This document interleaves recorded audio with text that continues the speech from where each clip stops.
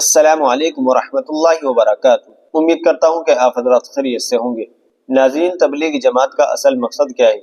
تو چلیے اس کی جانکاری کے لیے ہم دارالعلوم دیوبند کا فتویٰ دیکھ لیتے ہیں۔ فتویٰ دیکھنے سے پہلے آپ سے چھوٹی سی گزارش ہے، ویڈیو پسند آئے تو لائک اور شیئر کر دیجیے گا اور چینل کو بھی سبسکرائب کر لیجیے گا۔ تو چلیے فتویٰ دیکھ لیتے ہیں۔ چنانچہ کسی سائل نے دارالعلوم دیوبند سے سوال کیا ہے، میں یہ جاننا چاہتا ہوں کہ آج کل جس طرح سے جماعت میں جانے کے لیے اہل علم آواز اٹھا رہے ہیں اور اب یہ کہا جاتا ہے کہ اس کے علاوہ کامیابی کا کوئی راستہ نہیں ہے، لیکن اگر کوئی بندہ 5 وقت کی نماز پڑھ رہا ہے اور اخلاق بھی اس کے اچھے ہیں اور برے کاموں سے دور رہتا ہے لیکن وہ جماعت میں نہیں جانا چاہتا، تو وہ انسان کامیاب ہے یا نہیں؟ تو چلیے دیکھتے ہیں دارالعلوم دیوبند نے اس کا کیا جواب دیا ہے۔ اس کا جواب آپ اپنی اسکرین پر بھی دیکھ سکتے ہیں۔ بسم اللہ الرحمن الرحیم۔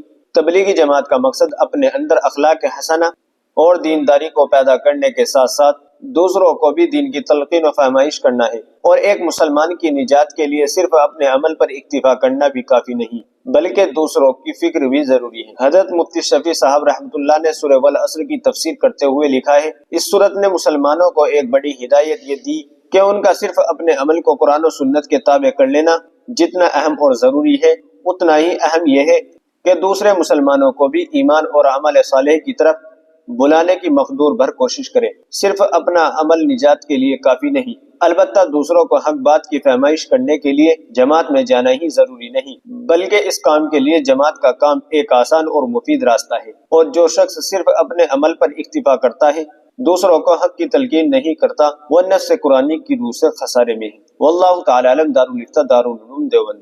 ناظرین، امید ہے کہ مسئلہ آپ کی سمجھ میں آ گیا ہوگا۔ ویڈیو اچھی لگی ہے تو لائک کرے، شیئر کرے اور چینل کو بھی سبسکرائب کر دیجیے گا۔ تو چلیے پھر ملتے ہیں کسی دوسری ویڈیو میں۔ السلام علیکم ورحمۃ اللہ وبرکاتہ۔